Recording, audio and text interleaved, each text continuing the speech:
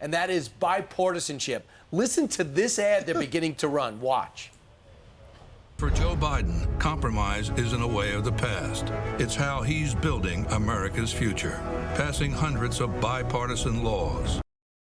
$25 million ad buy. It's part of this campaign of Biden. It's a television ad that he's going to be running in the battleground states like Arizona, Georgia, Michigan, Nevada, North Carolina, Pennsylvania, and Wisconsin during mostly the nightly news and national broadcasts. But in this ad, you're going to see it 60 seconds, him alongside, or Biden, he alongside all of these prominent Republicans, but they're Republicans from the past. It's like Ronald Reagan, John McCain, Colin Powell, Condoleezza Rice. But these are all Republicans from a long time ago when he used to be a moderate. As the WHO said, we're not going to get fooled again. Yeah. He pretended to be a moderate, and he's broken the border. He has vilified his opponents on every pass, and the bipartisan things that got done bubbled up from the Senate, and he almost blew that as well. Well, so yesterday, he was in Arizona, and the reason he was at Arizona State University is because that is. You want to go to the border? No, because that is the home of the John McCain Institute. And he announced yesterday, the president did, that thanks to the American Rescue Plan money, they would build a new library in the name of John McCain on the campus. And the speech touched on a core tenet of Joe's pitch, and that is another term is key to preserving American democracies. He's also what he's doing ultimately is with these clips of these people like John McCain right there, he's showing the campaign is trying to present him as somebody who got stuff done by reaching across the aisle. At the same time, the Republicans in Congress can't even get spending bills out the door. They're shooting inside their own tent. Here's Joe Biden now taking aim once again at those darn Republicans. There's something dangerous happening in America now. There's an extremist movement that does not share the basic beliefs in our democracy.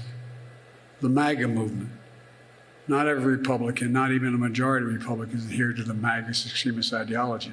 Their extreme agenda, if carried out, would fundamentally alter the institutions of American democracy as we know it. My friends, they're not hiding their attacks. So when you have poll numbers that show you can't win, that people think you're too old, you have to make your opponent unelectable and dangerous. And how bad are those polls that he's starting it a year early before the Republicans officially even have a nominee? That's what he wants to do. He says, you know, it's not a matter of Republican or Democrat. Right. It's crazy people against a guy that reaches across the aisle. And hopefully the American people understand it's just people that don't want you. It doesn't mean they're crazy.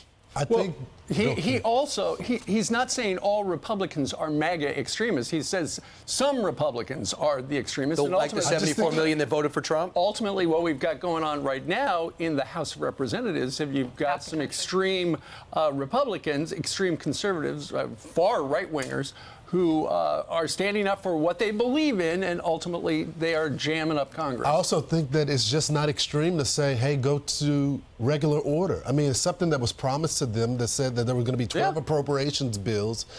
Get back to the way that we used to do business. Let's not continue to do these CRs. Let's go through the budgetary process.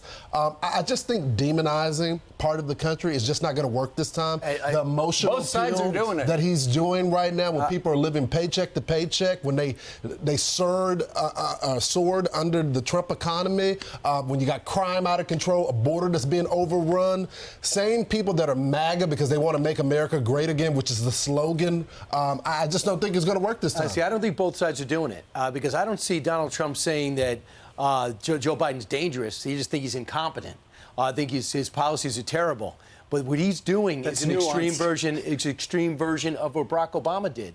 Made Mitt Romney the worst person on earth, a white guy that wants to fire people from their jobs, that ties his dog to the roof, and has totally detached from your life until he lost. And then they go, what a great guy Mitt Romney is. Yeah. So Barack Obama had trouble running on his 40% approval rating, so he made it impossible to vote for. His goal is to make it impossible to vote with a straight face for Mitt Romney.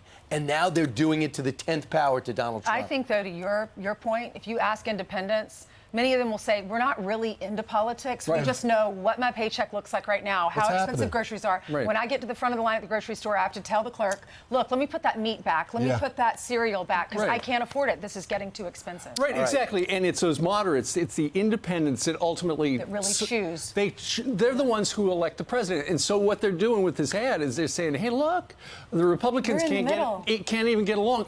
Joe Biden used to shake hands with a bunch of Republicans. It's wonder an image. Let's see if it works. Does he have an image in there of shaking hands with Donald Trump? Donald Trump didn't go to his inauguration. That would have been a good one to use. So meeting in the middle with Republicans is a thing of the past. In the for him. 1980s. Exactly. What have you done for me lately? 15 minutes after the hour. I'm Steve Ducey. I'm Brian Kilmeade. And I'm Ainsley Earhart. And click here to subscribe to the Fox News YouTube page to catch our hottest interviews and most compelling analysis.